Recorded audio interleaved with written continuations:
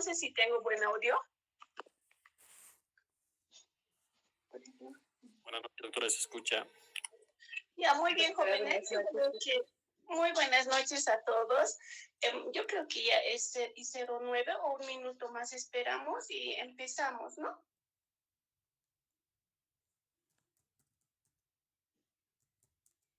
Desde la próxima clase voy a sacar la lista y voy a tiquear al admitirles para tener su asistencia, por favor, como son las 2 primeras clases que se están acomodando sus horarios, vamos a considerar, y desde la próxima ya voy a ir tiqueándolas al admitirles sus apellidos. Ya. Muy bien, jóvenes, muy buenas noches. Entonces vamos a empezar con este tema, que ya con este podríamos tener para hacer práctica, porque hoy día me indicaban que teníamos práctica. Como no tenemos material para hacer una práctica, no he podido hacer que sea efectiva eso, ¿no? Entonces haremos este tema y ya vamos a tener material. Empezando con los documentos médico-legales, vamos a ver bueno, hay varios tipos de documentos médico-legales. El dictamen, que nosotros no lo vamos a manejar, eso lo hacen los médicos forenses, nosotros vamos a salir médicos y no vamos a hacer dictámenes, a no ser que seamos especialistas. En ese caso haría un dictamen el médico forense, pero nosotros no, entonces no vamos a hacer una práctica de dictamen. Los certificados, sí, extendemos, cuando sean ustedes médicos, van a extender los certificados médicos a solicitud de un paciente. También la consulta se convierte en un documento médico legal, entonces está considerado, porque una consulta siempre la plasmamos en una evolución, en una hoja que está dentro del expediente clínico. También la historia clínica se convierte en un documento médico legal, la receta, el certificado de defunción, la epicrisis y el consentimiento informado. Todos esos documentos médico legales nosotros los vamos a manejar y por tanto vamos a tener conocimiento de qué se tratan estos documentos y cómo se los elaboran. Hemos dicho que el dictamen no lo vamos a hacer nosotros porque no somos médicos forenses, pero sí vamos a hacer el certificado. Ustedes saben que en cualquier consulta o ustedes mismos en algún momento han ido a solicitar un certificado médico para diferentes razones, a veces porque nos piden como un requisito para admitirnos a un examen o para admitirnos en un trabajo, etcétera. Entonces siempre pedimos un certificado. Entonces, el certificado médico no es más, como ustedes están leyendo aquí, es una constancia escrita de un hecho médico que ha comprobado, ¿no? Ahora, eso se ha comprobado siempre en base a exámenes auxiliares. Por eso les decía en la anterior clase preliminarmente que nosotros no podemos certificar, no podemos firmar, extender un certificado sin que nos haya constado y nos hayamos respaldado de exámenes auxiliares. Ejemplo, miren, aquí dice, es una constancia escrita porque nosotros como médicos hemos sido testigos de esa enfermedad, pero no siempre de la versión del paciente. Ustedes saben que un paciente puede venir y decir, doctor, me siento mal, o me duele mi pie, me he caído, creo que está roto, y que me duele, no puedo. No nos podemos dejar impresionar por eso. Nosotros tenemos que, para comprobar la versión del paciente, un respaldo laboratorial. ¿Y qué pedimos en un probable diagnóstico de una fractura? Pedimos siempre rayos X, y en los rayos X ya vamos a ver qué tipo de fractura. Es una fractura que se puede solamente inmovilizar unos días hasta que después se le pueda hacer un yeso ya completo, o es una fractura que necesita inmediatamente internar y hacer una cirugía, etcétera, dependiendo del examen auxiliar o de la radiografía. Nosotros vamos a certificar qué estamos viendo ahí. No podemos dar un certificado solamente teniendo la versión de la paciente.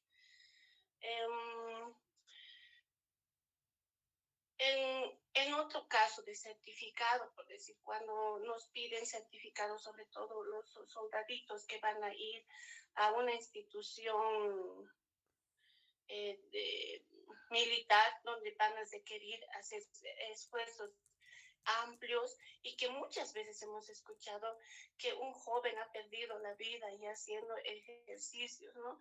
Y a veces ya ellos se deslindan de esa responsabilidad y le atribuyen la responsabilidad al médico que ha extendido el certificado médico, indicando que él ha certificado que el paciente, que la persona que pidió su certificado estaba en buenas condiciones. Entonces nosotros no podemos certificar jóvenes a libre demanda o a solicitud, no, siempre respáldense de un examen auxiliar. Por ejemplo, en ese caso, cuando nos piden un certificado de una persona sana para acudir a una institución donde va a ser sometido a esfuerzo físico, nosotros tenemos que saber su estado cardíaco. Ahora, al auscultar nosotros podemos a veces percibir algún soplo, una extrasístole, pero que no somos especialistas y no vamos a ver si realmente tiene una insuficiencia cardíaca severa, etcétera. Entonces, ¿qué vamos a hacer? Pedir un electrocardiograma, y es en el electrocardiograma los que saben leer perfectamente, entonces verán, ¿no? Si hay un bloqueo, hay una insuficiencia, tiene sobrecarga o hay extrasístoles, ¿no? Entonces ya ahí van a decir, no, en este paciente ustedes dirán que requiere de una valoración cardiológica porque están observando alguna alteración en su electrocardiograma. Pero si ven ustedes un electrocardiograma con un ritmo sinusal normal, etcétera, entonces pueden certificar de que ese paciente está en buenas condiciones, ¿no es cierto? Pero siempre respaldarse con exámenes auxiliares. Ahora, otros médicos más exigentes incluso les piden esfuerzo respiratorio, ¿no? Y eso más todavía se respalda. Ya ahora casi nadie debe certificar porque hay tantos problemas legales que todos quieren deslindar de responsabilidades y le atribuyen a la persona que ha certificado que esa persona estaba en buenas condiciones. Entonces, vean ustedes el ejemplo. Es bien importante tomar esa consideración de que no debemos certificar a no ser que estemos respaldados con pruebas laboratoriales. Entonces, tal vez si ustedes tienen algún ejemplo de alguna persona que pida un certificado, ¿qué le debemos pedir? Tal vez, no sé si alguien quiere preguntar al respecto.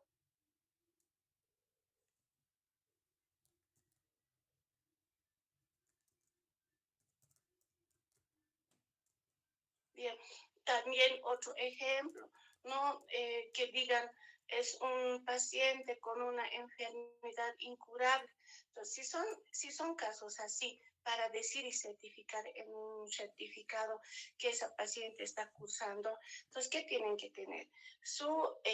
Todo su historial clínico, donde esté el informe del especialista que dé su diagnóstico y además con respaldo de anatomía patológica, ¿no? Que realmente el diagnóstico que está diciendo el especialista también tenga su respaldo laboratorial, histopatológico, y así ya aceptar o ver, verificar y confirmar además en ese certificado que sí, evidentemente, esa persona está cursando con una enfermedad, por decir, una insuficiencia renal.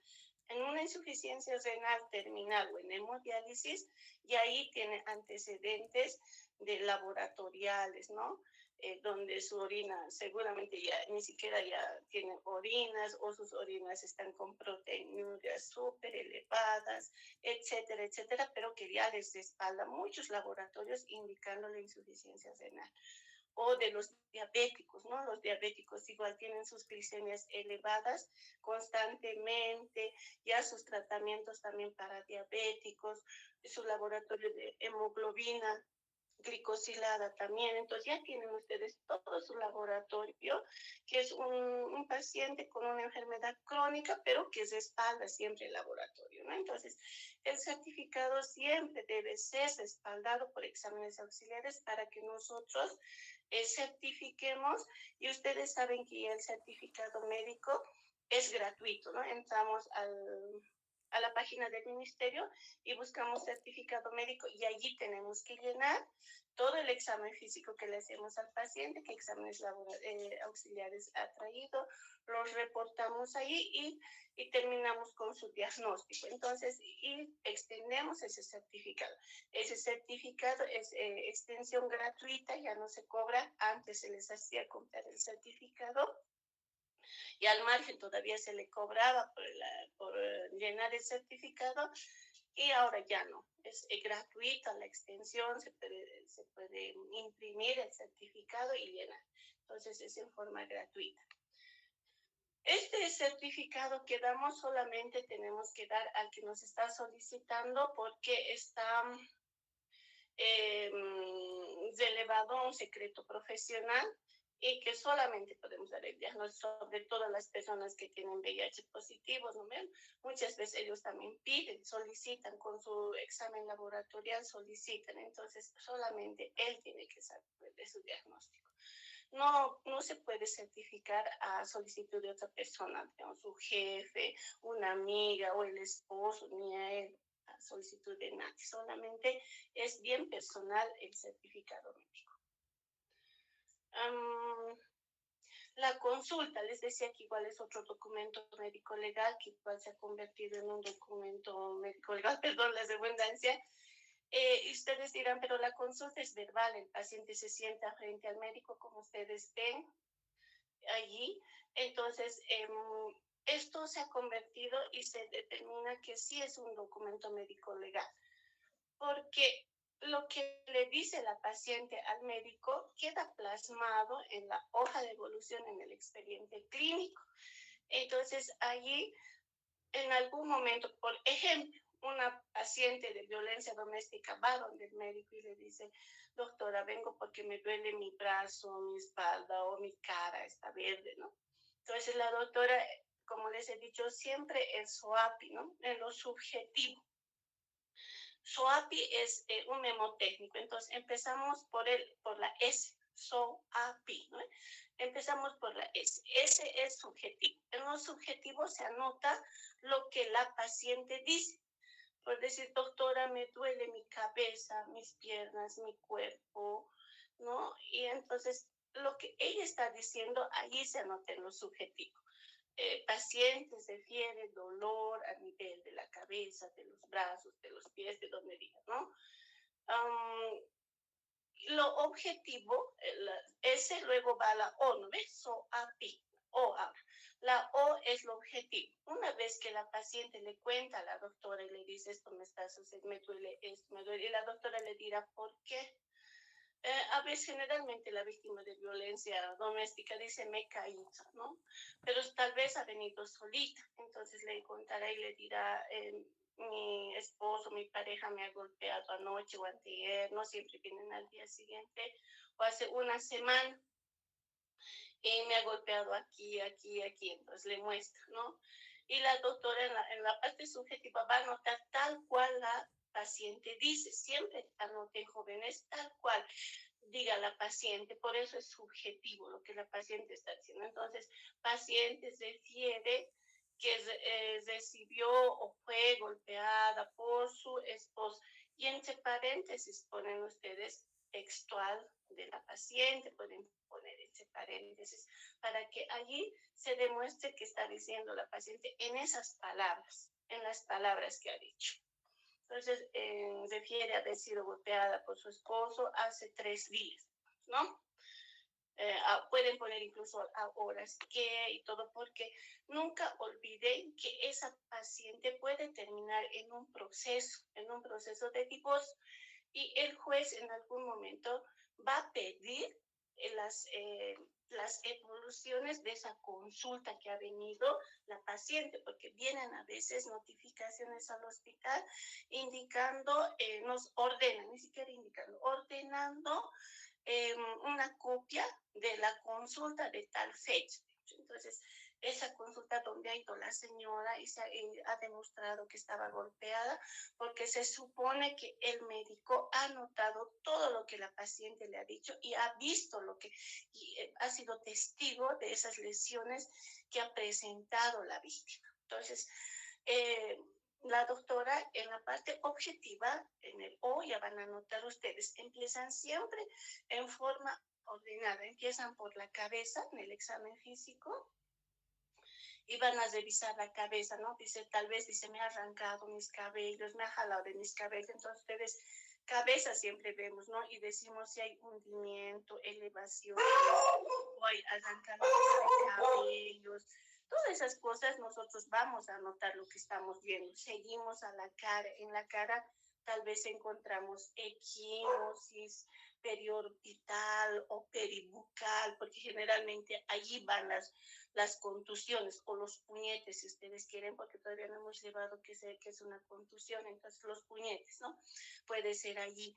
Entonces ustedes anotan equimosis periorbital, periorbital derecho, digamos, o periorbital izquierdo, o peribucal, etcétera, ¿no? Entonces van a ustedes ir anotando el objetivo y van bajando, van a ir la región cervical, a veces tienen sugilaciones o a veces mordeduras en los hombros, tal vez tiene equimosis. Ahora las equimosis, ¿de qué color es? Porque como les dije, más adelante vamos a llevar en las lesiones la cronología del color de las contusiones.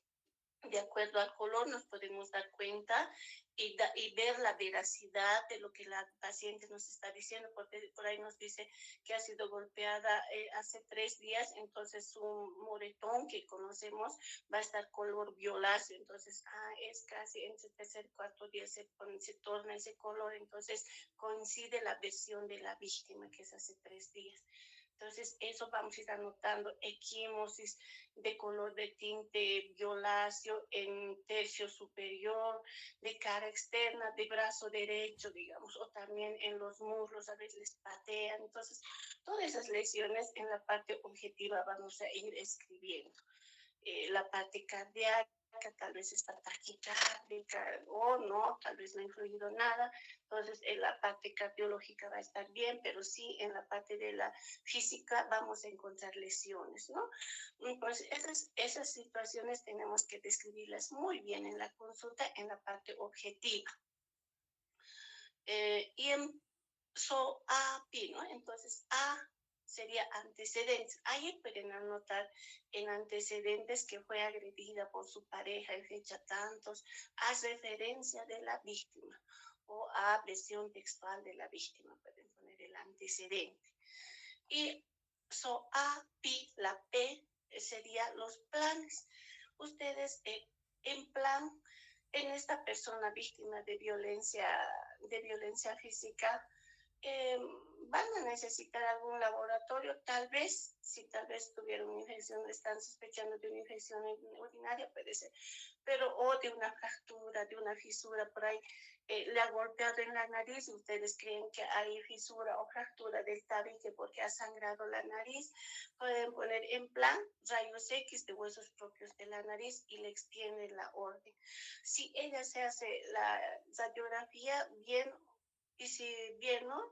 Y puede creer, ahora a veces no se lo hacen, pero ustedes ya se han respaldado que han solicitado una radiografía, que están actuando correctamente. Entonces, en plan pueden poner qué están solicitando, si se quiere, ¿no? Pero si no se quiere tampoco. Obviamente haciendo un examen de la pirámide nasal, ¿no? Porque en eso de violencia física, como les digo, los puñetazos, los golpes van a la nariz, pueden haber fracturado y está con equimosis, con aumento de volumen en la nariz y a la palpación. Cuando ustedes apretan un poquitito la pirámide nasal, es como apretar esos papeles crepitantes, esos que reventamos como globitos, es así más o menos un crepito, porque si ha habido fractura, entra aire debajo de la piel de la pirámide nasal y se puede sentir ese crepito. Entonces, allí a veces nos hace sospechar, o también fácilmente la desviación de la pirámide nasal también, ¿no? Entonces, ahí sospechamos y pedimos como en plan rayos X de huesos propios de la nariz. Entonces ya nos estamos respaldando que estamos actuando correctamente. Eso, API, estamos la P plan y la I sería impresión diagnóstica. Entonces, en impresión diagnóstica ustedes tienen que poner lo que están viendo, lo que les ha hecho la paciente que es víctima de violencia doméstica, ¿no ven? Entonces ahí ponen violencia doméstica y pueden poner el segundo diagnóstico policontusa, ¿no? ¿Ya? Pero ya lo han tipificado porque ella les ha dicho que ha sufrido violencia doméstica. Y entonces ahí han completado ustedes una consulta con el SUAPI, anotado correctamente todo lo que deberían de anotar. No han pasado nada. No sé si tienen alguna pregunta. Nada. Bueno, entonces seguimos. ¿Están de acuerdo con el SOAPI, jóvenes? ¿Han entendido o no han entendido? Para llenar una consulta.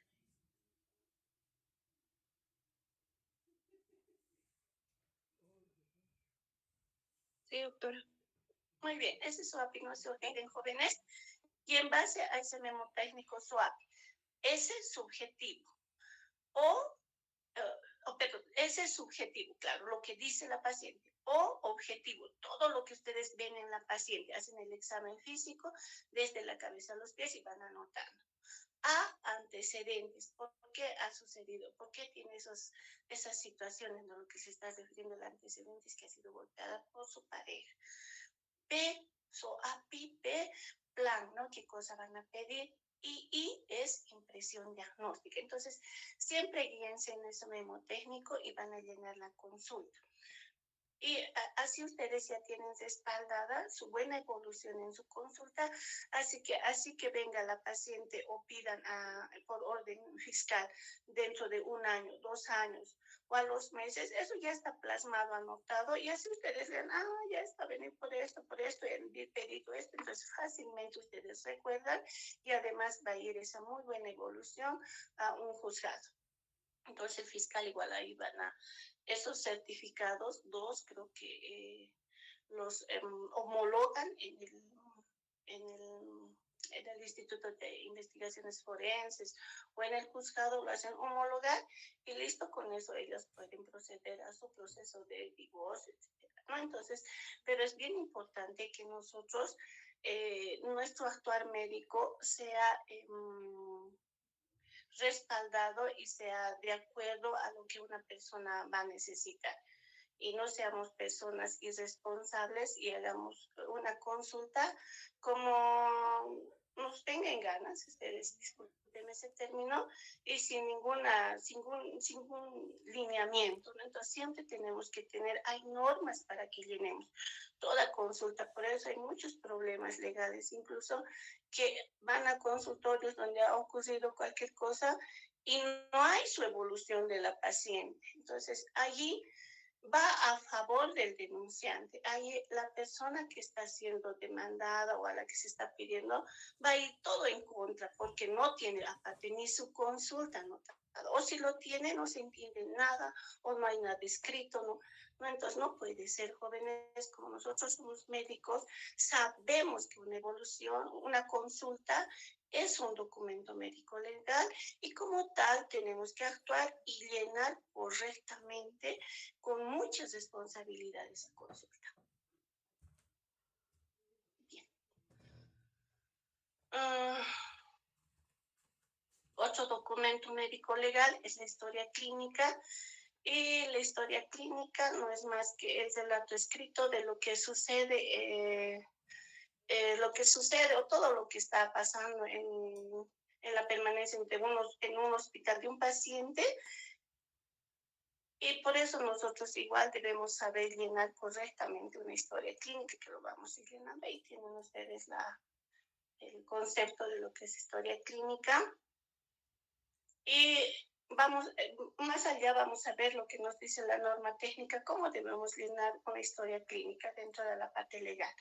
Primero, saber que es un documento médico legal de valor legal potencial, porque las historias clínicas jóvenes vieran en los hospitales cómo se tiene que cuidar, porque de pronto viene una orden fiscal y dice que se debe llevar toda la fotocopia de la historia clínica. Por eso la historia clínica las enfermeras los manejan con mucho recelo, los folian, porque nadie puede romper y rehacer, ni los especialistas porque si ellos borran, digamos, tal vez están un acto médico negligente, están tratando de tapar, ¿no? Pero no se puede, porque cada evolución va seguida de otra evolución de otro especialista. Al querer arrancar una hoja o querer rehacer, tenía que pedirle al endocrinólogo, al médico internista que lo haga. Entonces, ellos no se prestan a eso. Entonces, por eso la historia clínica es un documento médico legal de mucha importancia y de mucho cuidado. Las historias clínicas nunca las deben sacar de un hospital porque es de propiedad del hospital y a no ser por una orden fiscal, pero no solamente se pueden extender copias, fotocopias legalizadas o resúmenes. Y los resúmenes son las epicrisis, que también vamos a hacer en la práctica. ¿Cómo se hace una epicrisis?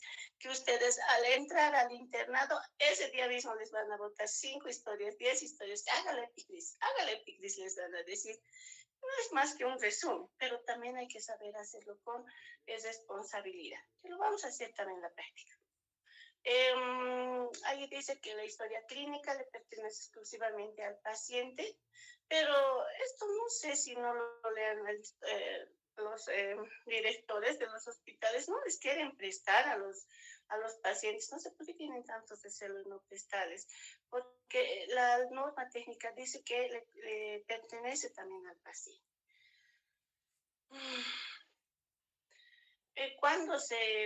Como les decía, cuando se puede salir o las copias tal vez del expediente clínico a un juzgado, etcétera, por orden judicial solamente, ¿no? Viene una orden judicial, como les decía, a veces dice, se ha cometido negligencia médica en mi esposo, que esto le han matado. A ver, escuchar ustedes, entras en procesos y nos piden una copia legalizada o una copia de la historia clínica. También puede salir a solicitud del paciente, pero también con autorización escrita de algún médico que está solicitando. También para continuar el tratamiento, si se está yendo a otro seguro, digamos, y necesita su historia clínica. También con fines estrictamente científicos o a solicitud de otra institución, como ser seguros, porque ustedes saben que a veces hay seguros de vida y no pueden asegurar una persona en etapa final de un cáncer, digamos, ¿no? Entonces necesitan ellos respaldarse, que no estén asegurando un paciente terminal o con una enfermedad crónica, no les conviene, entonces piden a veces los seguros también. ¿Qué más? Ahora, la historia clínica, como les decía, esta ya nos norma cómo debemos manejar la norma técnica. La norma técnica es un documento que nos extiende en el ministerio y nos dice cómo debemos llenar el expediente clínico. Ya todo está normado, ¿no? O sea, nosotros no nos vamos a inventar y no vamos a decir así debe ser o yo lo voy a hacer así nomás, que me importa, no es así, porque ya, como les digo, todo nos ha normado y tiene que ser así. Ahí dice que el expediente clínico es el conjunto documental básico y fundamental para el registro de las características del proceso salud-enfermedad que se presenta en un determinado paciente, ¿no es cierto? Entonces, esto dice, va a servir como un instrumento testimonial que evalúa las condiciones del funcionamiento de cualquier servicio de salud. El expediente clínico es una representación de cómo está funcionando esa institución. Van a ver que ustedes en cada institución, cada expediente clínico es diferente.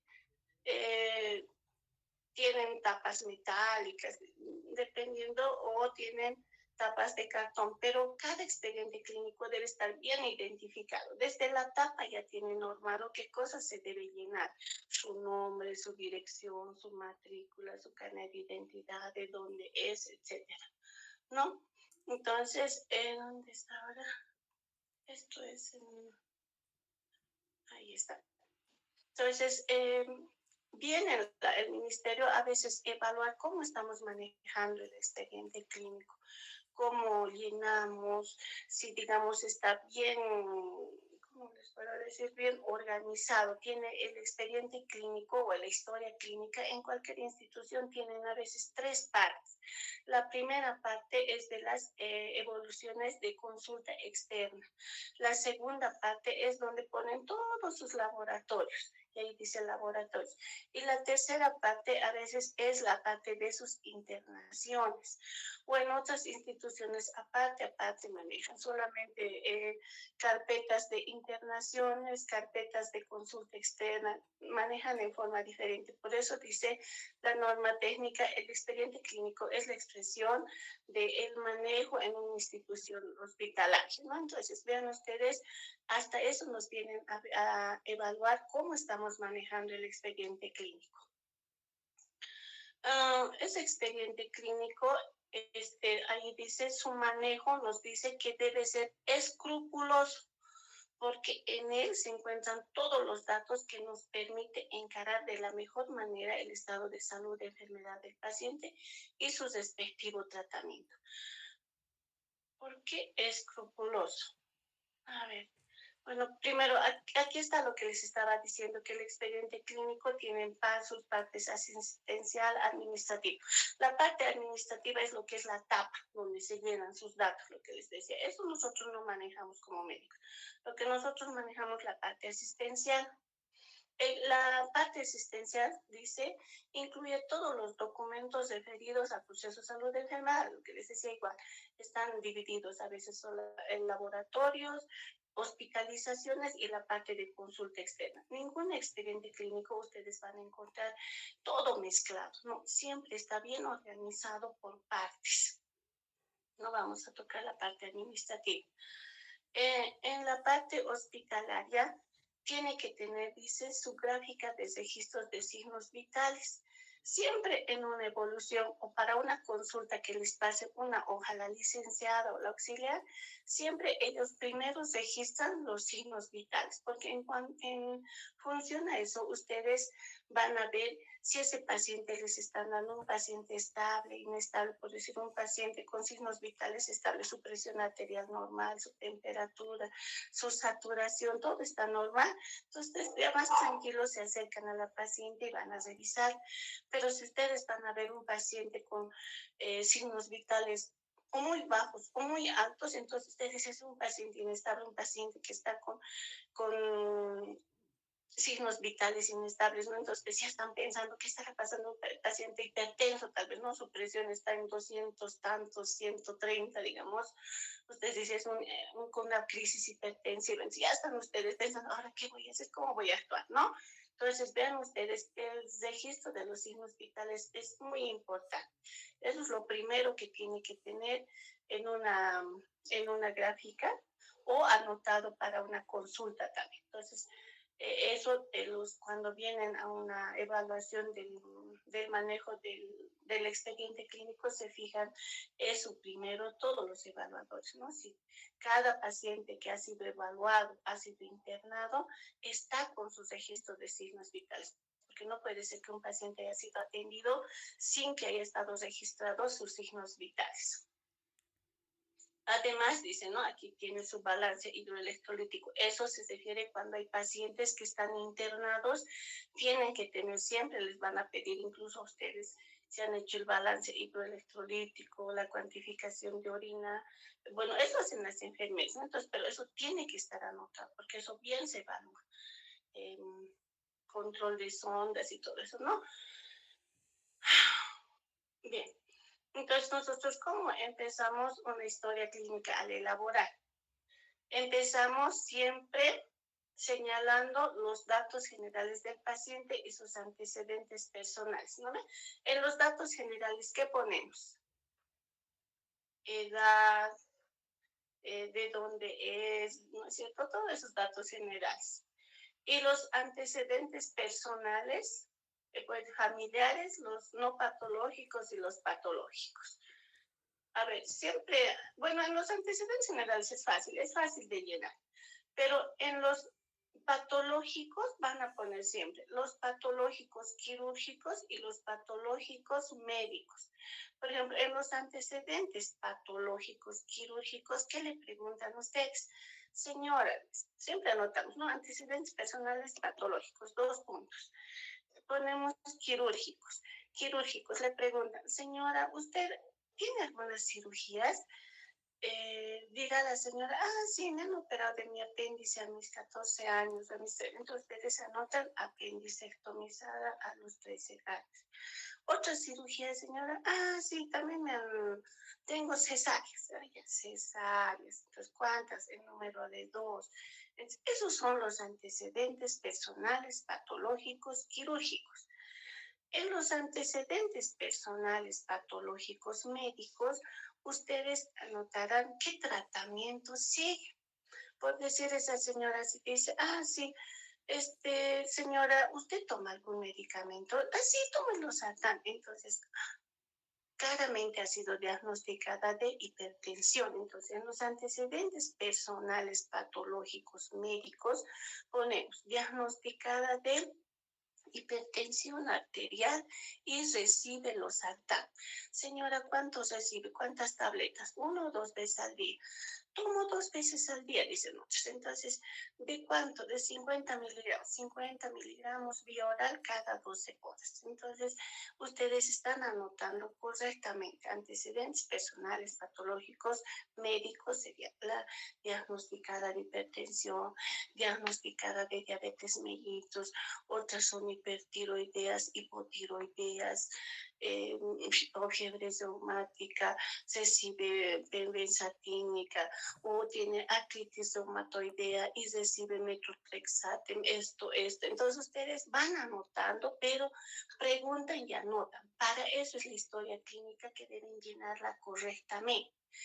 En los antecedentes personales no patológicos, aquí faltan los patológicos, ¿no? En los no patológicos van a anotar alergias, transfusiones, ¿no es cierto? Entonces, todas esas situaciones, vacunas. Ahora, por ejemplo, siempre les preguntamos en cuántas vacunas cuenta para el COVID, ¿no? Entonces, bien importante anotar en los no patológicos.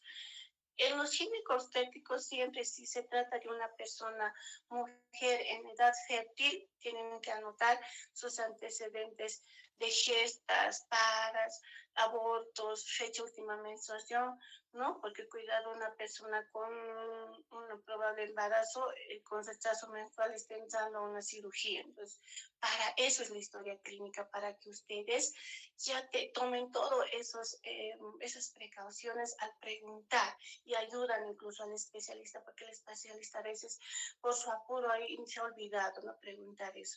Entonces, ustedes están para eso, para preguntar. Pero si es una mujer ya no en edad fértil, ya no interesa, ¿no es cierto? Pero en edad fértil siempre no se olvide. O si está utilizando algún método de anticoncepción, anote. Bueno, luego pasan, si están haciendo una historia clínica hospitalaria, luego viene el motivo de consulta, ¿no? El motivo de consulta, ¿por qué estará siendo internada? A veces están siendo internadas para cirugías, o a veces es una historia clínica que estamos en una consulta, está viniendo a una emergencia, por decir, por dolor abdominal. Entonces, motivo de consulta es dolor abdominal, puede ser, ¿qué más, señora, no? Vómitos, a veces no, o sí, vómitos. Diarrea, señora, está haciendo caquita, ¿cuántas veces? Sí o no, entonces no, también no, si no, anoten, pero están preguntando ustedes, y si les dicen no, anoten que no, no de posiciones clínicas. Entonces, todo lo que ustedes preguntan y les niegan, entonces anoten, no, pero anoten, jóvenes, todo en el motivo de consulta. Y otro es la historia de la enfermedad actual.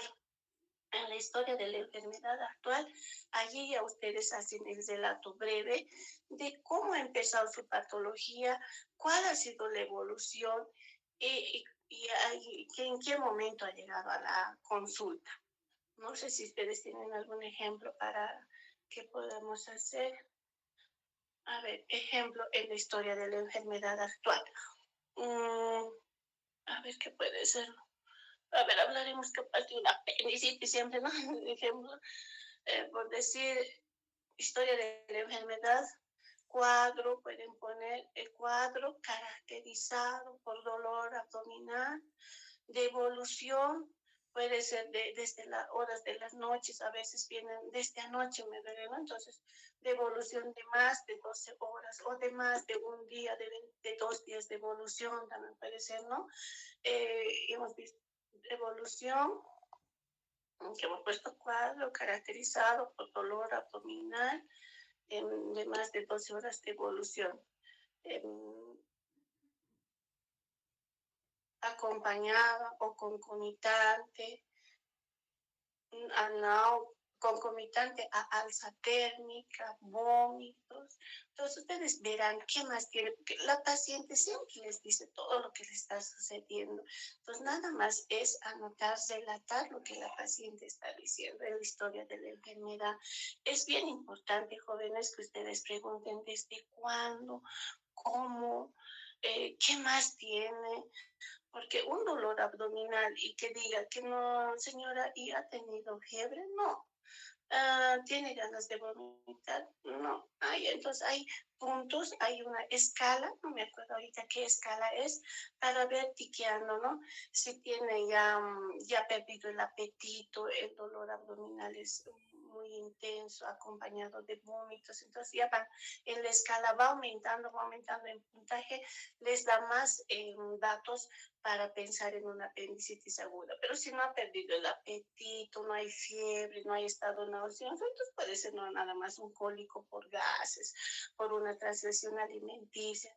Entonces, eso ustedes ya tienen que saber hacer una disquisición diagnóstica en el momento de la historia de la enfermedad actual. Por eso es que tienen que saber preguntar. Entonces, siempre pongan cuadro caracterizado por dolor abdominal, de una evolución de tantas horas, acompañada o concomitante, si ustedes quieren, a estado nauseoso, alza térmica, ¿no?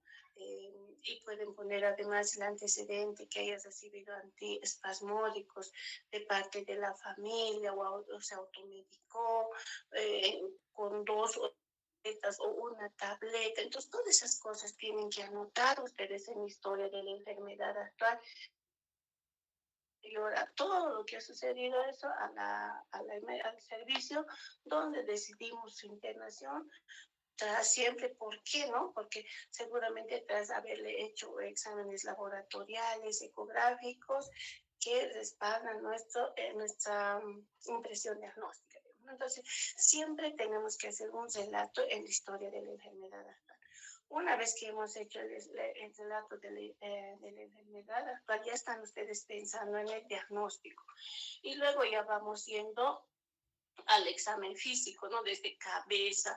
Ahora, si digamos estamos pensando en una apendicitis, en la cabeza vamos a poner lo que nos llama la atención. Si está normal, todo dentro de parámetros normales. ¿Dónde haremos énfasis si estamos pensando en una apendicitis?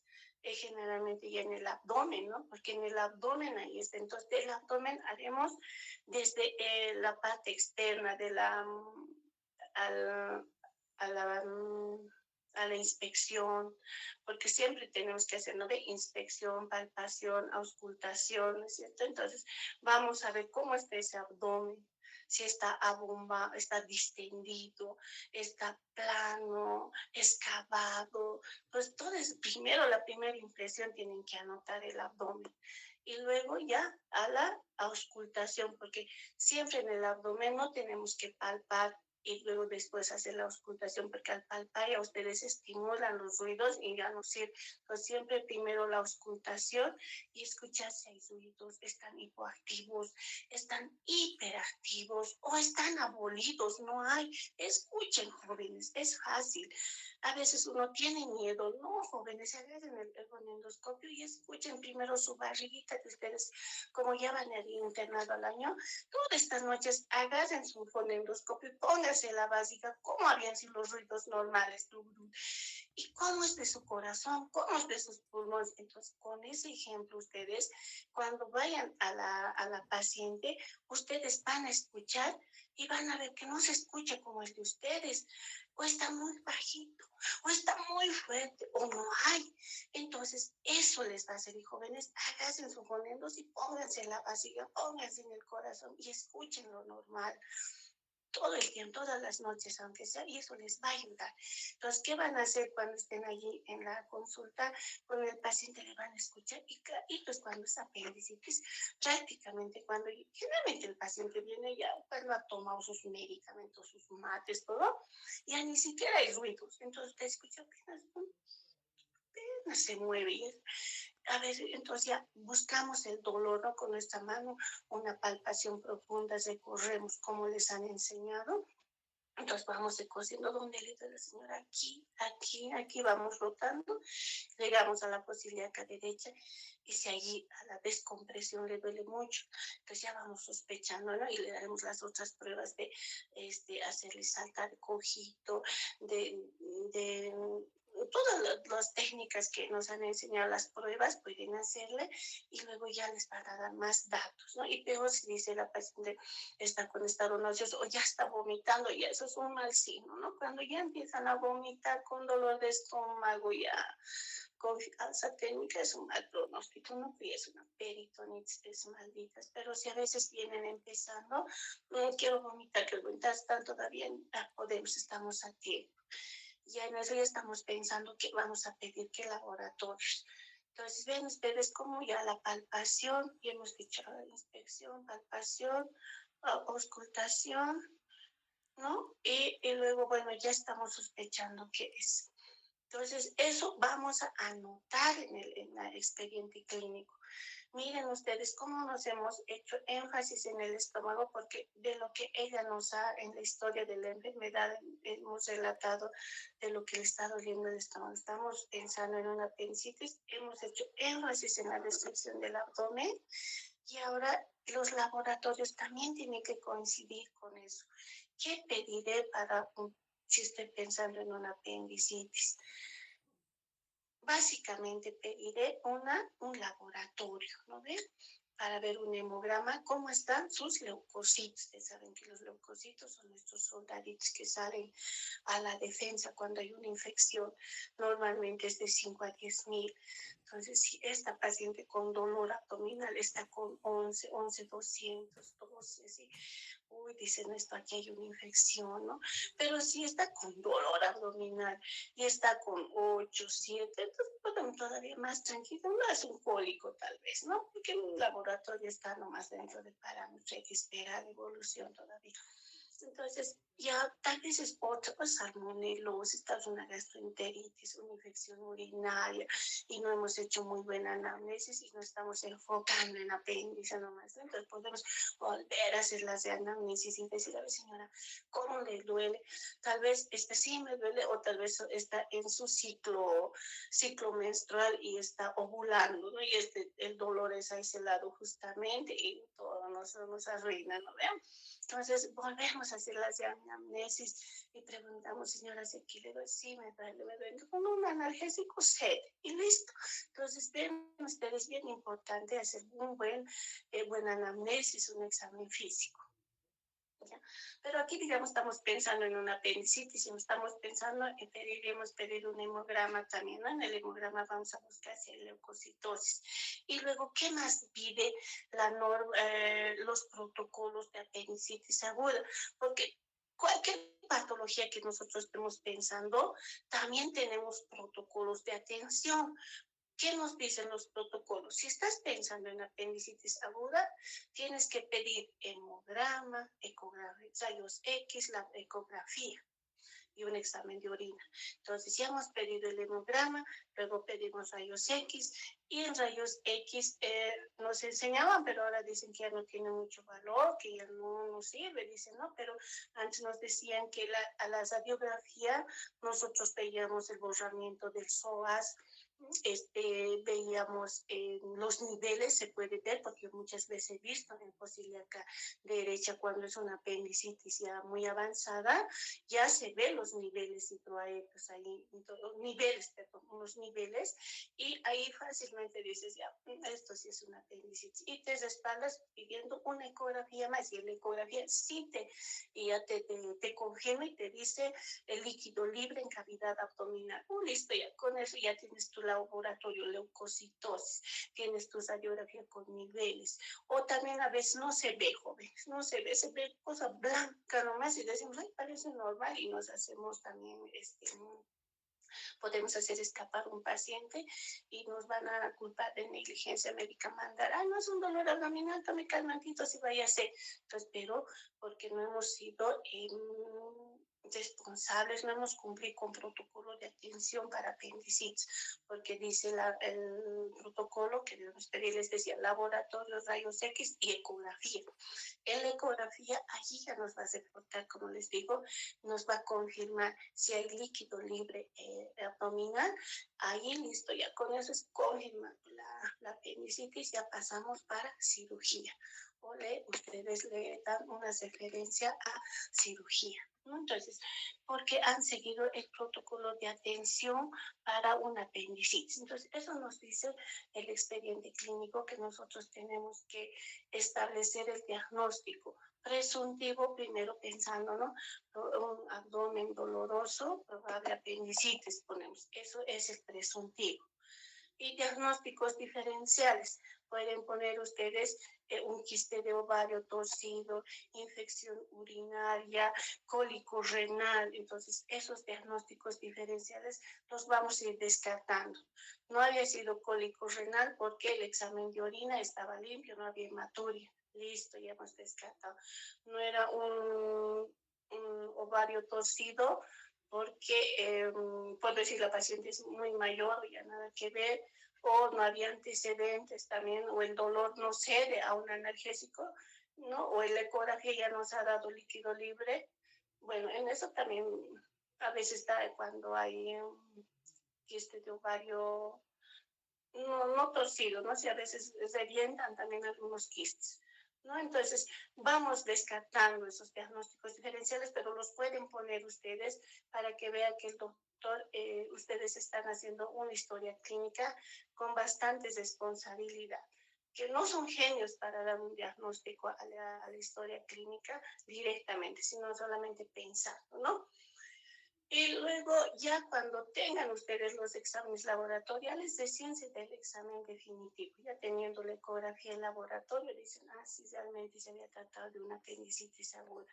Pero no pueden dar ustedes, al empezar a hacer su historia clínica, el diagnóstico definitivo, porque muchas veces ahí es el error en la elaboración de la historia clínica, cuando ustedes ponen impresión diagnóstica apendicitis aguda o ponen colecistitis aguda. ¿Acaso sus ojos tienen ecografía? No tiene, pues no ve. Entonces, tienen que tener ustedes diagnósticos presuntivos y diagnósticos diferenciales. Con eso harto les van a molestar cuando presenten sus historias clínicas en el hospital.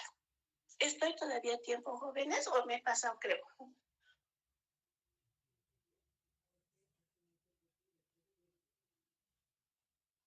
Jóvenes, ¿tienen alguna pregunta? Buenas noches, doctora. No, sí, está muy interesante la clase, doctora. Ya.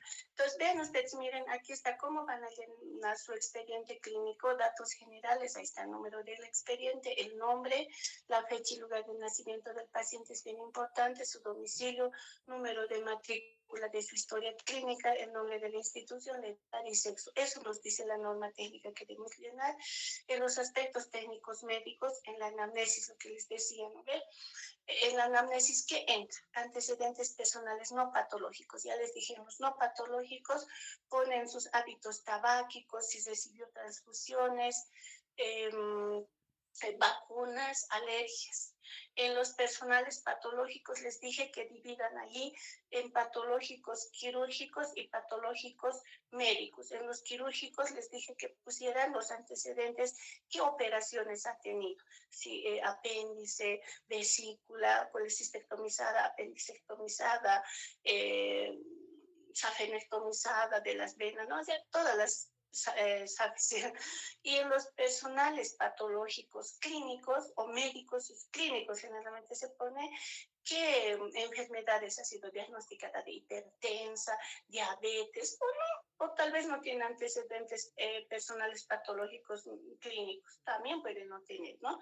Y siempre se dice, si tiene un antecedente personal patológico clínico, como ser diagnosticada de hipertensión, siempre pongan qué estás recibiendo, cuántas veces al día, o ha abandonado el tratamiento. Eso es muy importante. Anoten, jóvenes, y cuando sus médicos vean esa elaboración de la historia clínica bien hecha, con mucha prudencia y responsabilidad, van a ver que ustedes tienen interés y lo están haciendo con mucha responsabilidad. En el motivo de consulta les decía por qué está viniendo la paciente, por dolor abdominal, dolor de cabeza, o está orinando sangre, ¿por qué más vienen vómitos, fiebre, o ya no respira, no sé, cosas que por lo que siempre le va a decir la familiar, ¿por qué le está trayendo? ¿No es cierto? Digamos, si nosotros llevamos a nuestro familiar a una consulta, ¿por qué le llevamos? Sabemos porque le está doliendo el estómago, porque toda la noche ha tenido fiebre, o está tosiendo mucho, o le duele mucho la espalda, ¿no? Entonces, por decir, a ver, por ejemplo, un día ha venido, se han enterado, ¿no? El doctor Arené ha venido a la consulta de emergencias y ha dicho, bien alegre, entraba el doctor, entra en mi consulta, y le digo, ¿cómo está, doctor? Muy buenos días, ¿cómo está? Me dice, y doctor, ¿por qué nos está visitando? Y él dice, me duele mi espalda. Eso es lo único que me ha dicho, me duele mi espalda y me siento como cansado. Me dice, entonces le he puesto el motivo de consulta, dolor de espalda y cansancio, ¿no? Pero, y en la historia de la enfermedad actual hay que poner el relato. Dígame, doctor, ¿desde cuándo le duele? Me dice, hace 2 o 3 semanas, no, hace 2 semanas me dijo, me siento como cansado, me duele mi espalda, no sé por qué, nada más quiero echarme, pero no me ha dicho que ha hecho tratamiento, y eso después he preguntado a su familia y le habían hecho tratamiento con acitromicina, dexametasona, no sé qué cosas le habían administrado. Entonces, lo que él me ha relatado, yo anoto y digo textual del paciente, ¿no? Pero al examen físico, aquí ustedes tienen que poner peso, talla, signos vitales, semiotecnia por general, semiotecnia por sistemas, pequeños, si es normal, ponen dentro de parámetros normales y lo que hemos hablado, ¿no? Entonces, él me dice que le dolía, ¿no? Y yo le empiezo al examen físico, estaba pálido, pero no había alza térmica, no estaba diaforético, no había dificultad respiratoria, pero su saturación era 70. Entonces, la ausculto y en la auscultación, en bases pulmonares, había subcrepitantes. Y yo le llamo al doctor, le digo que tengo subcrepitantes, le voy a pedir rayos X. Ya, entonces, le he pedido, y después al examen psicodesto no había nada más, les digo. Luego le he pedido su radiografía y en su radiografía estaba todo tomado, sus pulmones, como en el COVID. Entonces había una neumonía terrible. Y lo hemos internado, al segundo día entró a terapia, y ustedes saben, al final del doctor, vean ustedes que tienen que ser bien minuciosos, pero estamos respaldadas porque hemos anotado todo, porque pueden decir a negligencia, el doctor ha entrado caminando, ha entrado feliz, tranquilo, ¿no ve? Pero no, está bien respaldado porque se ha anotado lo que él ha dicho, incluso han anotado lo que sus familiares han dicho, que ya su hijo había sido médico, le había tratado con antibióticos, dexametasona, porque dice que estaba tosiendo esos días. Y más eso, también siempre anoto lo que dice la referencia del familiar, indica que haber prescrito al paciente esto, anoto todo. Entonces, y más la radiografía, cómo está entrando, y hay que decirle a la paciente, ¿no? Mire, llamar a los familiares y decir, mire, señora, la placa de su esposo está en estas condiciones. Usted tenga por comunicado o vea cómo está ingresando su paciente, su familiar. Porque cuidado, a veces dicen, no, él ha entrado sanito, caminando, hablando feliz, pero no es feliz porque la placa está así. Y tenemos el dato porque hemos escuchado y he pedido su radiografía y estaba su saturación baja. Entonces, vean ustedes, ya estamos respaldados con todo el criterio lógico que internamos, ¿no? El plan será internar inmediatamente al paciente y listo, pasar a neumología. Y lo han pasado a 2 días a terapia intensiva y luego falleció el doctor. Pero semanas después falleció. Pero vean ustedes cómo es importante es respaldarnos de todo lo que necesita el paciente. Los 10 minutos que me deben que empezar después de 10 minutos. Entonces vean ustedes aquí lo que tienen que llenar, luego hacer el diagnóstico presuntivo. Y luego el definitivo. El definitivo ya va con la radiografía, una vez que ya tenemos los resultados y ya decimos, ¿no? Una neumonía difusa bilateral o una neumonía global, y esto así. Ya ponemos el definitivo. El presuntivo era una insuficiencia respiratoria leve o síndrome bronquial agudo. Entonces, pero esos son diagnósticos presuntivos. Y el definitivo ya es respaldado con los exámenes complementarios. Y el plan terapéutico ya es qué hacer al paciente, dónde pasarlo, ¿no? O ya empezamos siempre vía oxígeno, ¿no? Porque no lo puedes pasar a un paciente. Entonces, tienes estoy feliz vos, ¿no? Y al paciente 1, que es la conducta de internación, 2, control signos vitales, 3, vía siempre, la vía oxígeno, si está saturando 70, he visto a ratitos oxígeno, ¿no? 3 litros por bigotera, ¿no? Entonces ya estoy en mi conducta, rayos XPA de tórax y pasa valoración por medicina, por neumología, porque necesito un neumólogo, ¿no es cierto? Entonces, eso ya es el plan terapéutico, pero bien relacionado a mi diagnóstico, porque he visto igual en las historias clínicas que hacen jóvenes, todo piden o cualquier cosa menos en relación a su diagnóstico ni en relación a la historia. Nada, no tiene relación. Tiene que tener relación, jóvenes.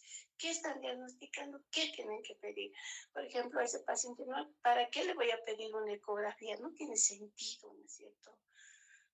Entonces, tiene que ser de acuerdo a su diagnóstico y siempre fíjense protocolos de atención.